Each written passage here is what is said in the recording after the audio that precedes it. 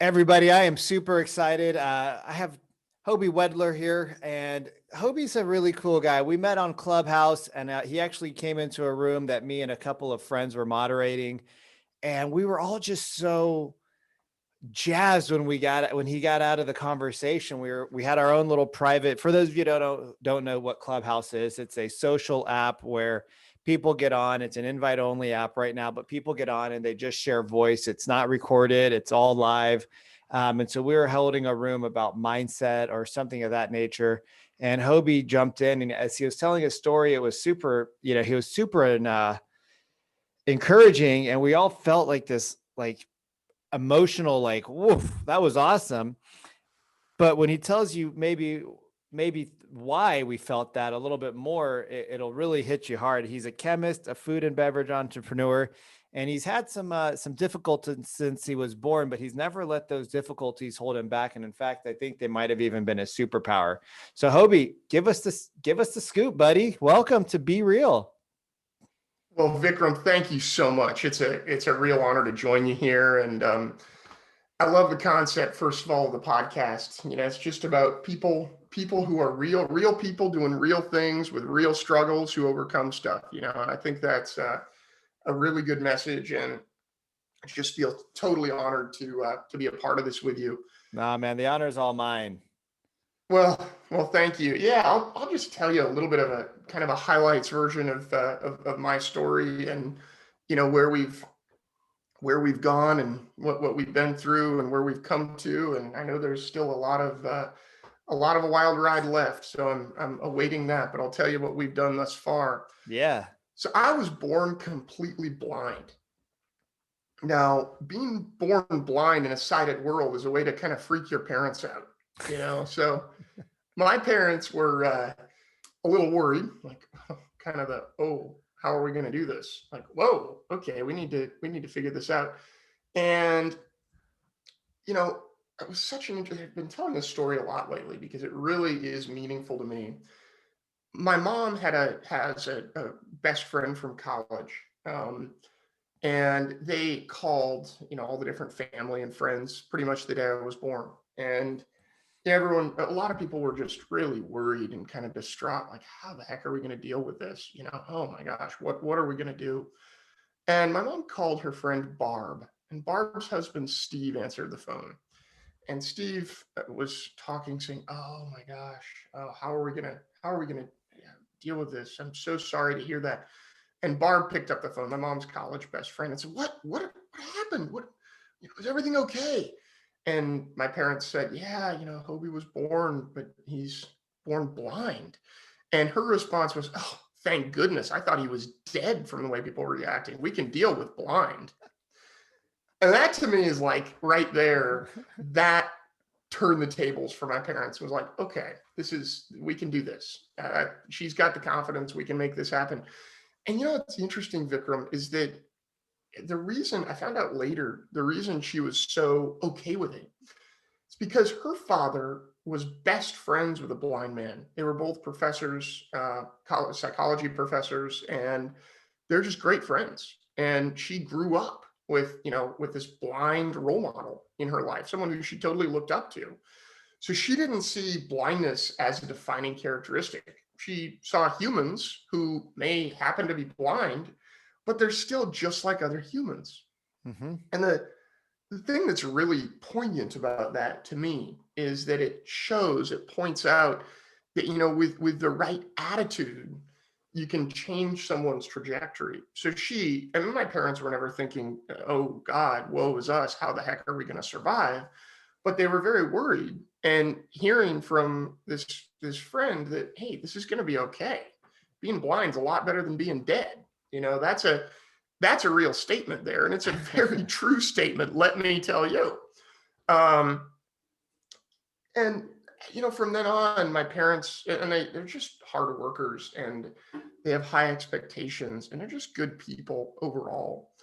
So they took on a real can-do attitude with this, and I credit an organization called the Blind Babies Foundation, who started working with me from when I was less than a week old, up until I think I was about a year and a half old, really coming in working one-on-one with my parents and figuring out, okay, what are things that he can do? How is he going to act like a normal kid and just do things a little bit differently? So they were a really good training and support system, and it was all hands-on. And that gave my parents the super high expectations of that they could have of me. They could ask things of me and have me achieve them. And as my brother and I have one brother who's 2 years older than me, who is sighted, and having him as a role model also was super beneficial to me. It's like, oh wow, he's working hard and getting good grades. I guess I have to follow suit. So that having that role model was really awesome. And our parents ultimately had super high expectations of both of us and allowed us to have really high expectations of them. And there were two things that they did that were so meaningful in my life. The first revolves around respect. They had utmost respect for us, and they expected that same amount of respect in return. And right along with respect were high expectations. They just never lowered the bar. Never a point in saying, "Well, he's blind. He probably can't do that," or "We shouldn't ask him to work as hard." It was quite the opposite. And the second major thing that they did and the mindset that they had is the mindset of responsibility.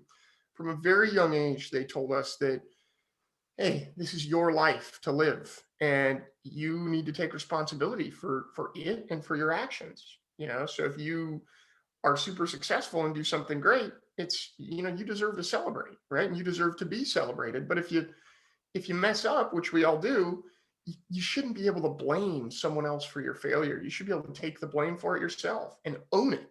And that was tremendous for me and my brother, is just to know that, yeah, we have to take responsibility for ourselves. They also had a really powerful work ethic. So it was not abnormal to, go to school all day, come home, spend, 4 or 5 hours on homework, and then go out and work on the house until dark. They didn't like hiring people to get work done. And that was because they preferred their own work, but they also wanted to show us how to work hard and get stuff done. So, my chores might have been a little bit different than my brother's, but we were held to an equal standard of expectations and hard work. And what that did for me in my, throughout my career is it taught me that, hey, getting up at 6 in the morning and working until 10 at night is not weird. It's not abnormal. It's what you do when you want to get something done. You know, Totally. you put in the time, you put in the Totally. hours, and it's just that's the way it is. By the way, that became really helpful for me because, as you might imagine, being a blind guy in a sighted world, it takes a little bit longer. Things take a little bit longer. What I learned early on is that I love explaining things to people and getting people excited about things that maybe they didn't know they were excited about and interested in.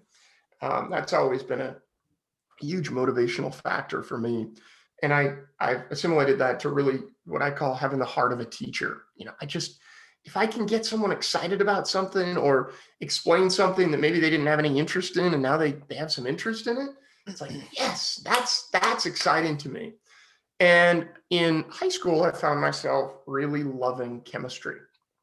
In a freshman physical science class, it's just good at thinking about how atoms fit together to form molecules, and I could keep formulas straight in my mind and balance equations and balance chemical equations. Chemistry just sort of made sense to me. I can't really explain why. Sure. Couldn't explain why then. I've since come to realize, I think, some of why it might make sense to me, but then I just knew that I enjoyed it and wanted to do more of it. So when it came the end of my sophomore year, and I had the opportunity to test and see if I qualified for honors chemistry, of course I wanted to do that. I don't know if the instructor of that honors chemistry course, who ironically was the same person who taught my freshman physical science class, was expecting that I would test into it, but I totally passed the test. And it's like, okay, well, how are you going to do this? How the heck are we gonna have a blind student in an honors chemistry class? And I was able to help her navigate this and think about, no, we can figure this out. We can find good assistants for me to work with. We can figure out the right opportunity. And we did. We found someone who was a year older than me, who had taken the class the previous year. She was a senior, and she had no problem assisting me through the lab work and basically being my eyes in the laboratory. But even then, I was super insistent. Like, I'm going to do everything I can do. And I might ask for a little bit of assistance, but you're literally working as my eyes, not as someone who's basically going to do stuff for me while I slack off and sit and look at my cell phone or, browse the internet or anything like this. Meaning, I never want to have people doing things for me. Right. I can hire people to do things with me where needed. And there's a big difference there between doing things with someone and for someone. Totally. Um, and I think that's a big deal. It was interesting with this high school chemistry instructor though, because my love for chemistry did not fade. It was not like, okay, now I'm in this honors chemistry class. Yeah, it's okay, but I can see moving elsewhere. No, it became an infatuation. Yeah, I loved it. I was good at it. I wanted to understand every part of it. And this great teacher, she is an amazing teacher, would say to the room of us students, you should really love chemistry and think about pursuing it in further than this class. It's the water we drink, it's the air we breathe, it's the food we eat, it's how the world works. And I thought, yeah, this is great. I want to do this. So I would talk to her privately and say, hey, I'm really excited about getting more into chemistry and furthering my education in it. And she kind of said, yeah, I don't really know if that makes sense. You're blind. Chemistry is super visual. It just doesn't, sorry, man, but it doesn't really make sense. And that was just like, I did not want to hear that. So I Right. Right. knew, I knew I had to change her mind about that. Didn't know how I was going to do it, but it came to me in the second semester, the beginning of the second week of the second semester of honors chemistry. And it was early in the morning, and I went up to her classroom. I said, she's going to understand what I mean here. I went in and I said, it was just me and her. I said, I understand that you think chemistry is super visual and it might not be practical for me to study it more, beyond this class. But I really have to say that nobody can see atoms, right? Chemistry, therefore, is a cerebral science where we use our eyesight to sometimes identify, whether chemical reactions have taken place or anything like some things like this. Oh, wow. But it's a mind thing, right? It happens in our head. And she kind of had an, oh yeah, moment, a little bit of a, yeah, I can't argue with that. So from that point forward, she really went from being someone who could kind of questioned whether chemistry made sense for me to being my true ally and supporter, Super and cool. supported me all the way through chemistry at the college level, both undergraduate and graduate, supports my programs in any way she possibly can. She's just an incredible mentor, supporter, and to this day, I'm in touch with her, and I work with her still, and come in as a guest instructor for her classes when she needs help, and so she became an ally, and it was amazing how that one statement just 180-degree turn. So ended up another program that I participated in the summer after that honors chemistry course is the National Federation of the Blind is a large blindness sort of activism and advocacy organization that has a camp they started right this I went to the first one. They did it for a few years, but it was a camp where I was selected as one of the first group basically of 12 blind high school students who worked at their headquarters and then also worked with scientists from NASA, ultimately to build and launch a 10.5-foot rocket from one of NASA's space flight facilities called Wallops Island, on Wallops Island, Virginia. And our rocket didn't go to space or anything like that. It went like 7,000 feet in the air.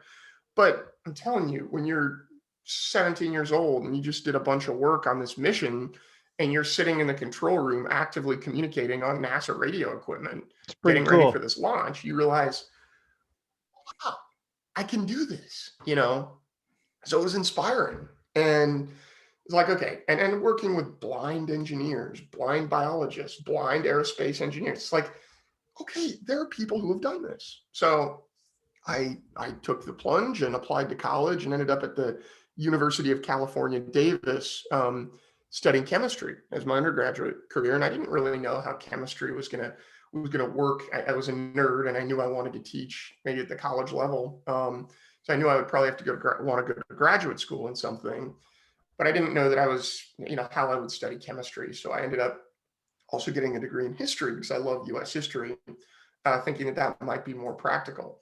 My ultimate goal, though, and my love for chemistry never did and still has not stopped. And I love history just the same, but I just wanted to teach chemistry. My goal with teaching was to step into the classroom, like step into a lecture hall of hundreds of freshman chemistry students, Hmm. maybe on Monday at an 8 a.m. after a long weekend of partying, and get some of them excited to be in that room. Because a lot of them really don't even want to be there. They're there because it's a prerequisite for whatever else they're doing. So it's Right. like, how can we make chemistry fun to the super hungover freshmen? Right. That was my goal. Yeah. And it's a hard task, right? It's a hard pitch. But gotta throw those things out there, gotta shoot for the moon sometimes. So Hilarious. I ended up I decided that chemistry was it. And I ended up meeting a computational chemist who does everything on the computer, which meant that if my computer talked, I could do most things that students in my lab could do. I still needed some assistance, but this mentor, my graduate advisor, Professor Dean Tantillo, also at Davis, ended up convincing me that, hey, I worked with him for a couple of years as an undergraduate, as a researcher in his group, and he convinced me that, hey, you should apply to graduate school. We should see what we can do here. So I did, and ultimately got my PhD in his group. And while doing my chemistry research, had the honor of teaching a couple of chemistry classes as a graduate student. And what I learned when I taught chemistry to grad students or to freshmen, is that kids in this day and age don't really like to speak chemistry, at least when they're learning it. They like to see a bunch of pretty pictures and have the professor say things like this here and that there, and then these two things come together to form this. Isn't that amazing? Yeah, oh yeah, that's amazing. I could totally tell what you were talking about. So what I would do is I would spend all of my time, most of my time, working with my assistant to build out these pretty pictures to make chemistry learning fun for my students.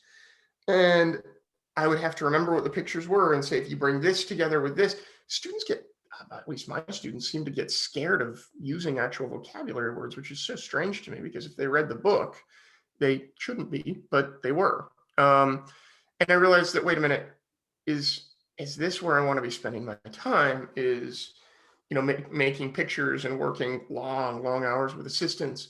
I really wanted to do the teaching and the explaining part of it, which I did some of, but I realized that maybe teaching chemistry isn't necessarily what I want to do.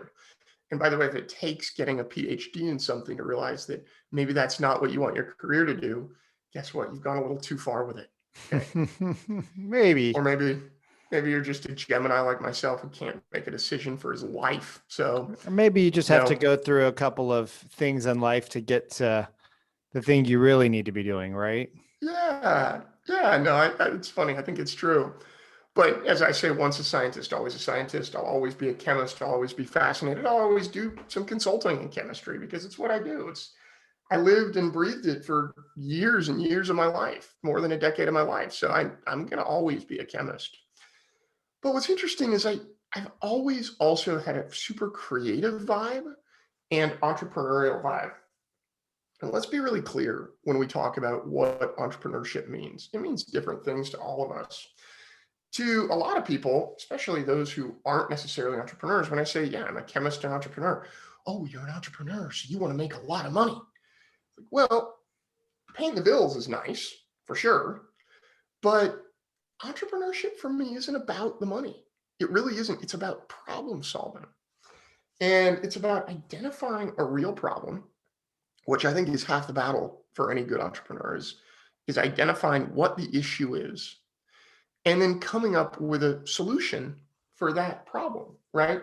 And I think the only reason businesses don't work, well, there's a lot of reasons. Either they don't have a good management team, uh, or, but really the main reason is that maybe they don't identify a real problem that needs solving. So if we can identify those problems and solve them, we feel great about ourselves because ideally, we're making life easier. We're not solving problems to make life worse. That would just not make sense. And if we can make a little money along the way, well, that's fantastic. So that's my shtick with entrepreneurship. And when I was quite a young kid, I would go up and down. I had a service where on Wednesday night, which is the night before garbage day, I would people would hire me to haul their trash cans out, and then I'd haul them in after the trash got collected.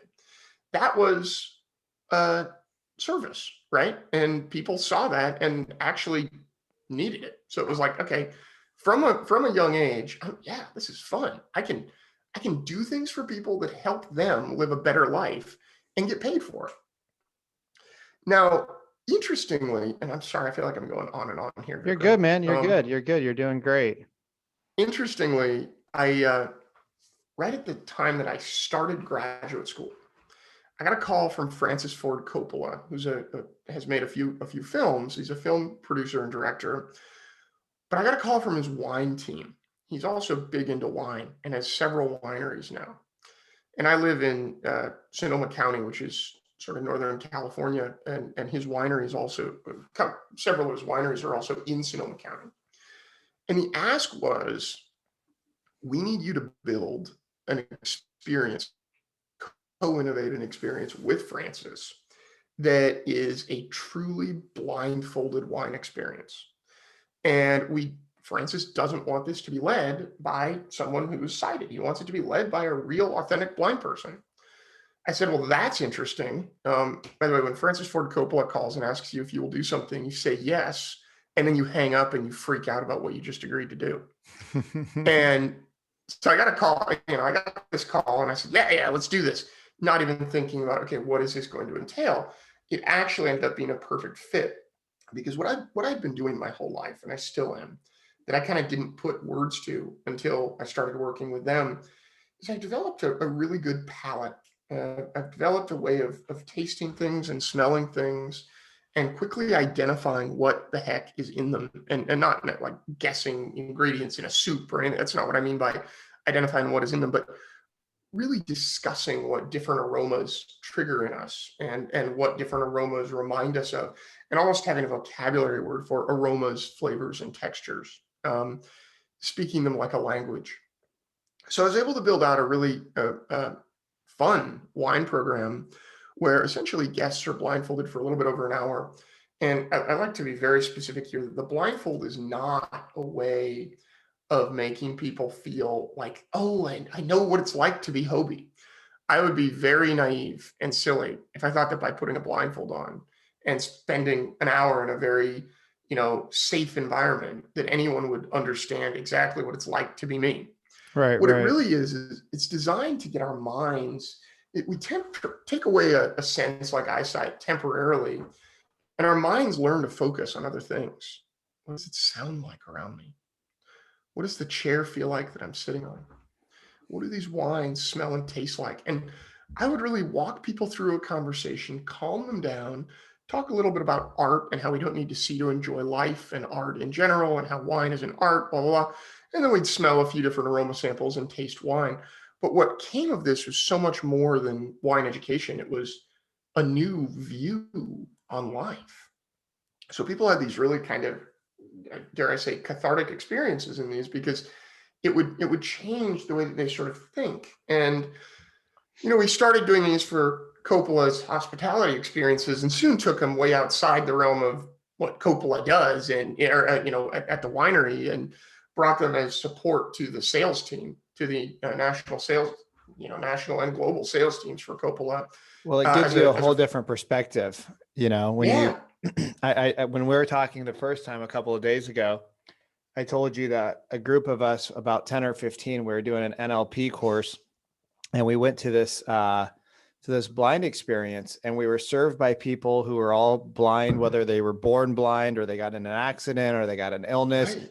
but something took their vision. And when we walked into the room and we sat down, and we were a big group of about 10 people, everybody knew we were there. Like, your senses just turn on to high so fast. And as we're sitting there eating, because we didn't know what was placed in front of us, we just told them if we had allergies, and then they would make sure not to bring that to our plate. But as we're sitting there eating, they were telling us, we were playing the guessing game. And I guess there was one of the waiters just standing there, or they could hear what's going on. And they're listening. They're like, nope, you're actually eating this. And nope, that's actually correct. And this is correct. And so you definitely become very aware. But it was interesting because even though we have no idea what it's really like in the real life because we were in a simulation. It did heighten all of our experiences. It did make us appreciate what we had a lot more. And it definitely opened up our mind to seeing something completely different. Totally. Yeah. No, it's interesting how it really does that for people. So I took this, way beyond the hospitality experience with Coppola, way beyond wine to other industries of food and beverage. And they were nice enough to, their CEO, Corey Beck, is a really good friend of mine and has been with, a good friend of mine and a mentor since the very beginning of my collaboration, the initiation of my collaborative work with them.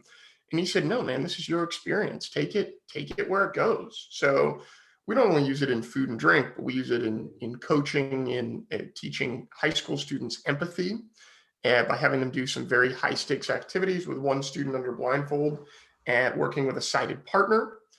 And we also use it as a mediation tool. People are sitting around a table and struggling to connect because someone's looking at someone in a unique way that they don't like, they find condescending or whatever.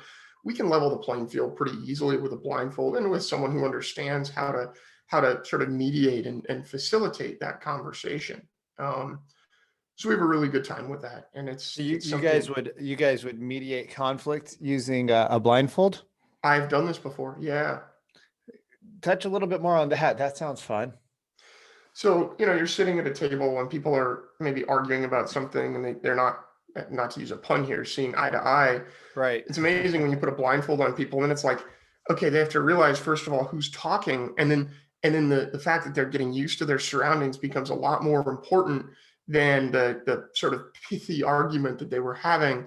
And they get down to business and they realize that ultimately everybody sees the same stuff and is moving forward in the same way. So it's just really fun to use that to level out the playing field, if you know what I mean.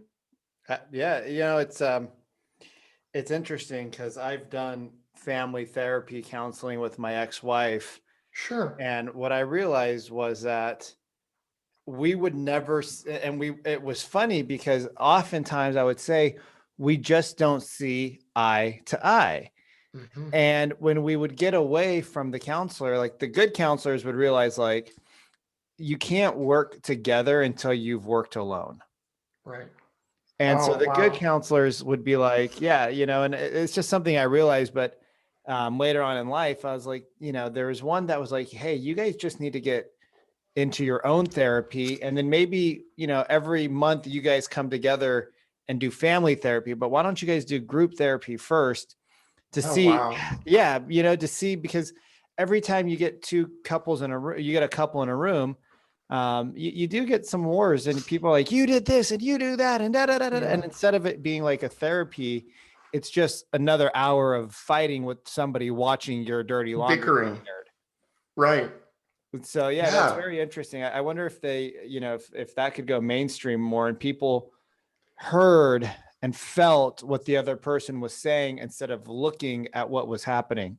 It's I super feel like that interesting. could be really powerful. That's something that you should think about. I love that, Vikram. I love that. And any of your listeners that want to chat more about that, by all means, I'm an open book. I want my information all over everywhere so that people can get a hold whenever they want. Yeah, Um, absolutely. yeah, so it's interesting because this blindfolded concept really led me to my next big discovery, which is sensory literacy. So, but in general, when I use the word literacy refers to being able to, in a very um, literal definition, it's being able to read. Are you literate? But I think literacy, what it really means, if we translate that term just ever so slightly, it means, can you take in information and process it? And whatever way that you take in information kind of doesn't matter. Like, you are print literate, I am not print literate, but I'm braille literate, but I'm audio literate. I can take in for someone can tell me something, I can parse it, and yeah, of course I understand what you mean. Sensory literacy is a really interesting concept because it's really the ability of being able to utilize all five senses to take information in from your surroundings, process that information, and then come back with and make logical deductions from that information. So we use our eyesight. Sighted folks use their eyesight for 85 to obtain 85 to 90% of the information from their surroundings, right? Which means that we have 4 additional perfectly good senses, only responsible for 10 to 15% of the information we pull in, right? That's So crazy. yeah, so I'm always saying, let's figure out how we can use those other 4 senses more than we already do to be more fully sensory literate. So I'll throw an example to you. If I said, Vikram, I'm going to show you a picture, and the picture was of a red fence, right? You've been around and seen enough fences that yeah, that's a fence. It's a thing that divides 2 bodies of land. But also, ever since you were a young child, I bet if someone shows you something and says, what color is this? You'd be able to say, yeah, that's red, right? That's a vocabulary word. But how often do you smell something and say, yeah, I smell the honey. Yeah, I smell the peach. Yeah, I smell whatever these things are.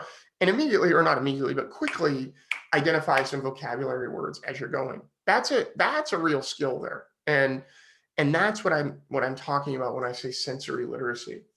And I do believe that if we're more literate in all 5 senses, we have a heightened sense of awareness, right? We're more aware of the world when we listen instead of hear, when we Yeah. feel instead of touch, etc. And that awareness, I think, makes us more inclusive. So I've done a lot of work both in the product and experience world and some in the personal coaching world around being more aware of our surroundings and being more aware of our senses. It also creates a sense of calm, I think. So I just have a really good time with that. And that's a lot of what I do.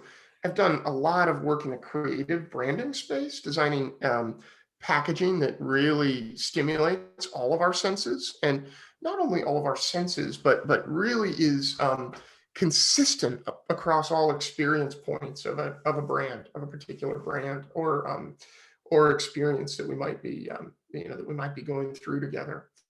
So it's a really important part of my own personal consulting work. So I do a lot of that.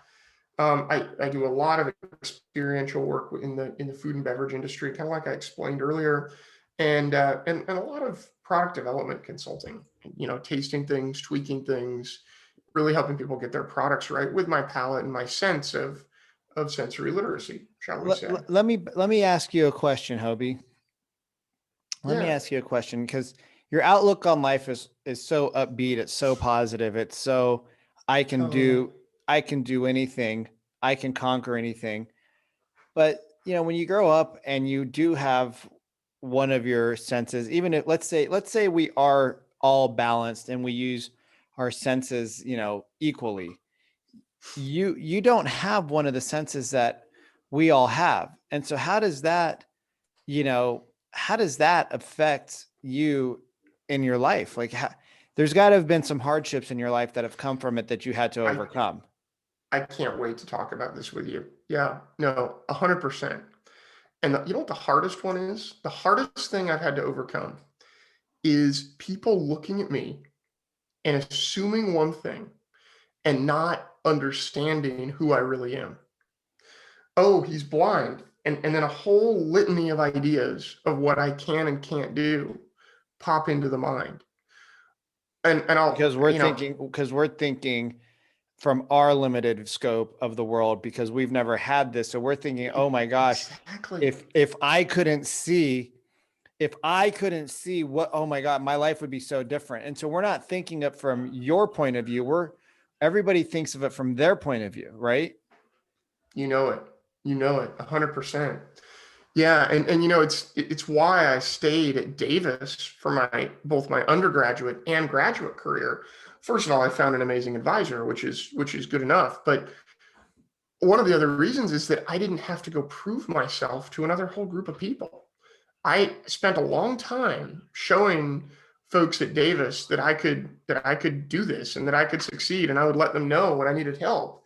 Right? If I had to go do that at another graduate institution, it would have been a lot more work, to be honest. So my attitude about this is that I am always very much the person who is the educator. Like if I'm going to give an example of taking a college class. So let's say that I step into a classroom and a professor's like, oh man, there's a blind person. I'm at a point to email the professor every time before, the first day of class and say, hey, this is who I am. I'm Hoby. I'm blind. Do you want to meet with me beforehand? 9 times out of 10, they'd say yes. Sometimes we'd have the first day of class and then I'd meet with them, that first week. And I'd say, here's the deal. Don't be worried about having me in class. I happen to be blind. I will tell you what I need. And I'll tell you right now, one thing I need you to do is not to just write on the board and use words like this here and that there. You have to actually explain to me what you're doing.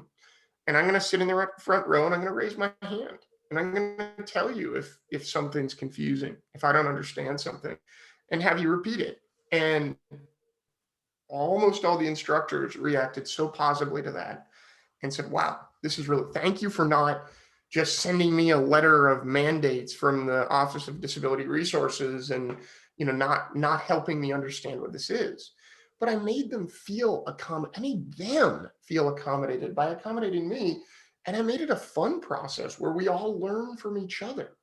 And then people don't get scared of difference if you treat it that way, right? They want help. They want to be part of it. If I tell them what works for me and they tell me what works for them, we have a give and take, push and pull relationship that just makes it possible. So when I get the opportunity to explain to someone who I am, what I can do, and educate them, and then let them help me where they can, that's a beautiful relationship.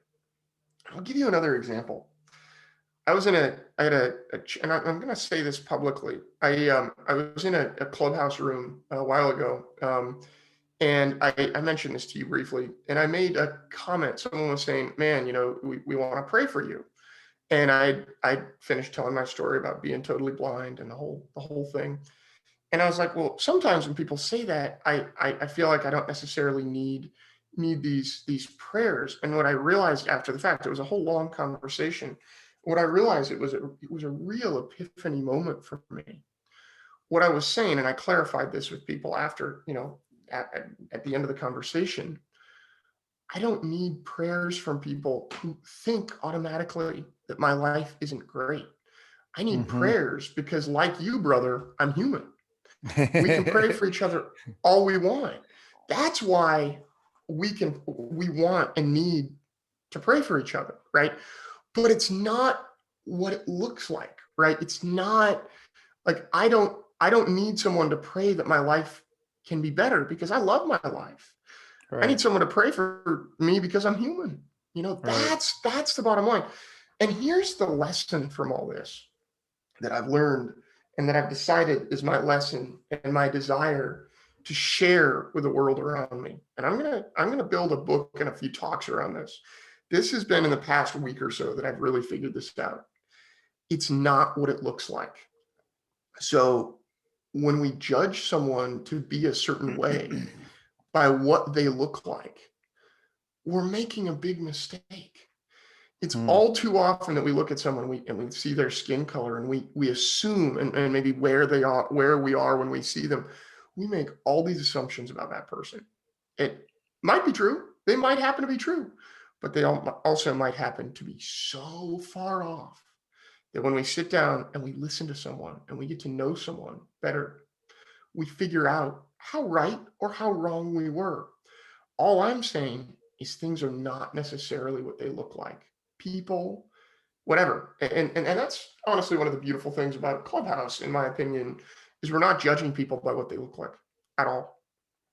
So that's really been the hardest thing to overcome is showing people, not telling them, but showing them who I am and that I work really hard and that they can trust me. And to be honest with you, the PhD has worked really hard for me in that area because it shows people that, okay, this guy knows how to work hard and this guy knows how to get stuff done. Right. And I didn't realize until after the fact that would happen. But being just a blind kid, it was very hard to show people that, what my life could be, and that I was just like them, a human who happened to be blind. Well, there's a lot of people that are born with all their senses, but they have no sense. That can be the case. Yeah. So, Yeah. it's we we put in, again, like, I'm going to sound like a repetitive No, this is record good. here, but we put our limitations on other people. Hmm. And so when people see somebody who's different, in whether it be color or sex or race or whatever it Yeah. is, we're putting our limitations on those people. Like, people would say, "Oh my gosh, why did you get out of real estate?" to me all the time. And I'm like, "You're so good at it." I'm like, "But that doesn't mean that I'm limited in scope to just being in real estate." Exactly. I mean, before I did real estate, I did this and I did this and I did this. And, this one I wasn't so good at, this one I wasn't so good at, but this I did all right at. Like, if I would have worked a little bit harder, I could have perfected this or that. But, like, Yeah. sure, real estate I did well at, and that's what you guys Yes. know me for, but you don't know all the other things that I'm capable of. And, Yes. like, when you see people like Richard Branson or Elon Musk, or, Right. Steve Jobs, they're so inspiring because they're living at that, you know, full human potential. And if you talk to Oh, them, they don't even they will say they're not even living at full human potential. right. Right. And we, people like to put us in boxes. Yeah. I'm blind. Oh, Hobie, you're the chemist. People who knew me as a chemist have no clue what I'm doing as an entrepreneur. People who knew you as the real estate guy, they don't know what to think of you now that you're not in real estate, right? Right. It's this funny thing, in many ways, Jesus wasn't a hero to his, in his hometown, because people knew him and had a very specific view of what he could do and what he was. He was a savior to people who, didn't know him like his parents did. You know what I mean? Mm-hmm. I And it's mean, kind of a similar thing. yeah, we have to learn that we are far more capable of doing things. I was talking to you about my friend Sean, and he Yeah. runs a program called Unblinded. And it was like, what I took away is, like, you almost have to be blind to really see the world. It's like the movie Shallow Hal. Right. You have to Yeah. lose your vision to actually gain vision for some people. And I think that's one of the reasons why, people that do these ultra extreme sports or athletic events, when they get into what they call tunnel vision, it's when you see things so clear. Yeah. Like, after, like, when you're just tunnel vision and you got your head down and you're just focused on one Yeah. thing, you get Yeah. so much clarity around that thing. Oh my gosh. But we are Yeah. still so limited as a society because we're not taught how to deal with people that are different than us. Well, and it's all about challenging ourselves to think and dream bigger, and embrace difference and embrace that diversity.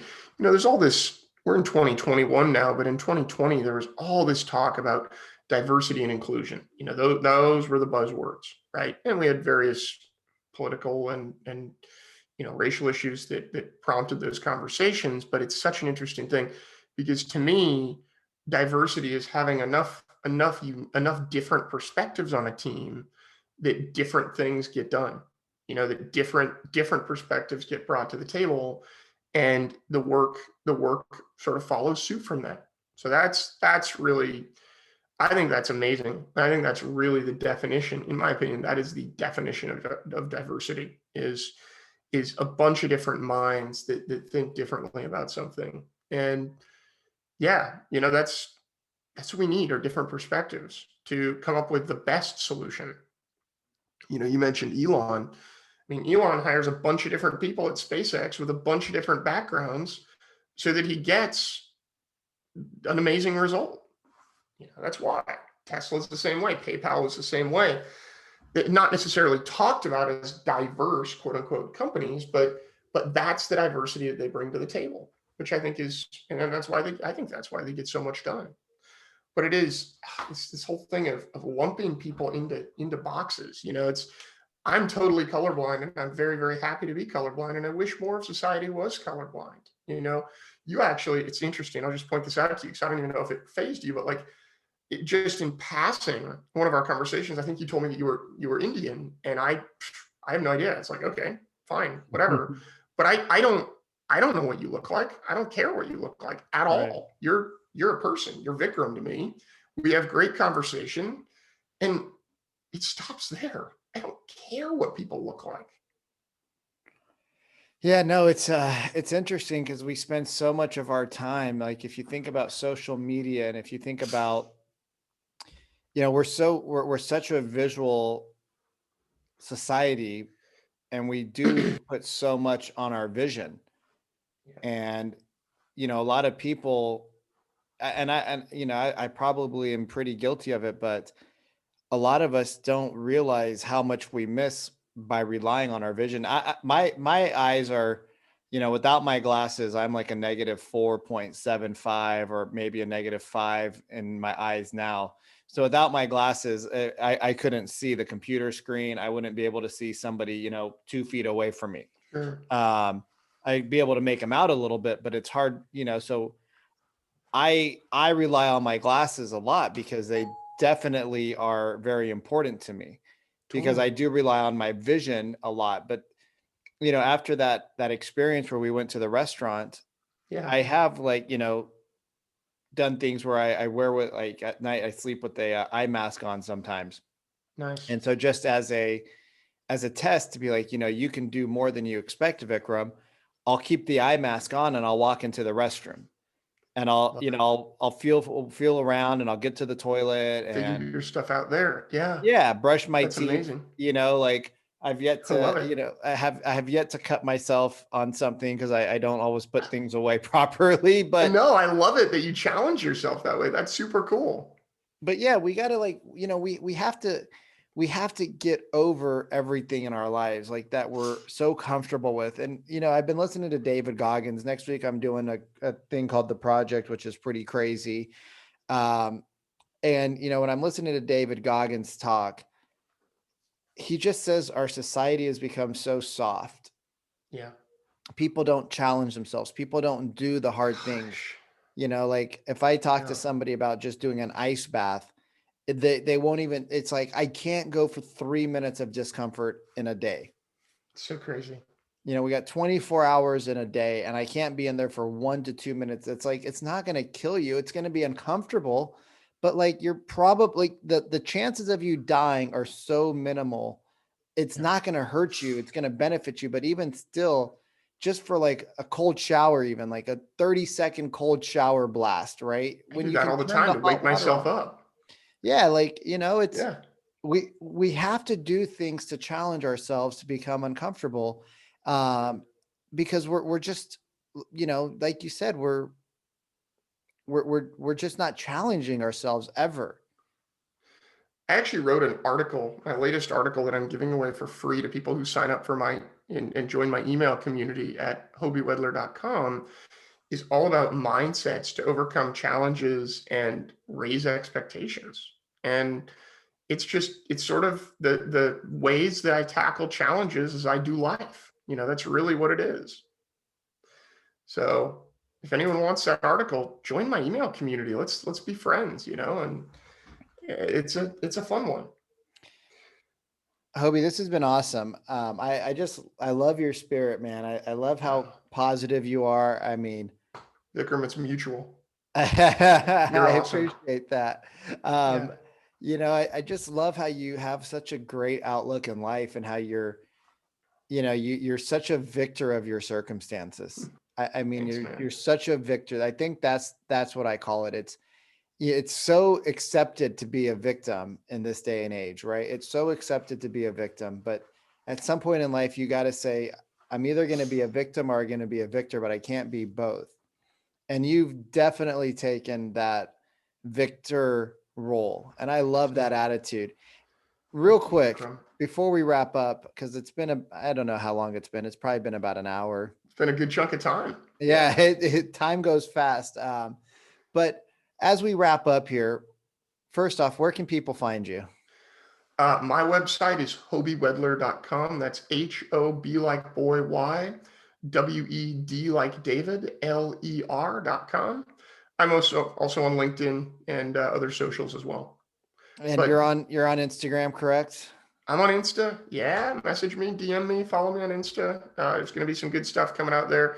I actually got a line of rubs and spices called Hobies that I just got funding for and will be launching next month. So stay tuned for that too. That should be some delicious flavor. Yeah, I'm Yeah. excited to try that. I'll definitely get some once that comes out. Oh, And awesome. as I wrap up here, and there isn't a short answer sometimes to these questions, but what impact do you want to have on the world? When you're 1,000 years old and you're sitting back in your rocking chair on your porch with your grandkids or whoever's Yeah. around you, what impact do you want to look back and say, you know what? I left my mark. I just want to make the world a little bit better, a little bit more inclusive and accessible to everyone, not just blind people, but everyone. And if we can do that through conversation, if we can do that through product design, whatever, it's just let's make it a little more fun to be here, you know? I agree, man. And let's make great connections. So like one of my passions is getting the right people at the same table with each other. I love connecting people. So the more things I can have happen by my connections, man, that's just like, it tastes so sweet when I connect the right people and great, amazing things come out of it. It makes couldn't make me happier. I love it, buddy. Hey, thank you so much for being on this episode, and I can't wait to see what you're creating in the background. And we will. Well, Vikram, it's a huge honor, and I'm gonna have a show coming out here pretty soon too, and would love to return the favor and have you on that show. And it's just an honor. I love your perspective, love the idea of this show, and what a great conversation. Thank you. Thank you, buddy. Talk to you soon. Cheers.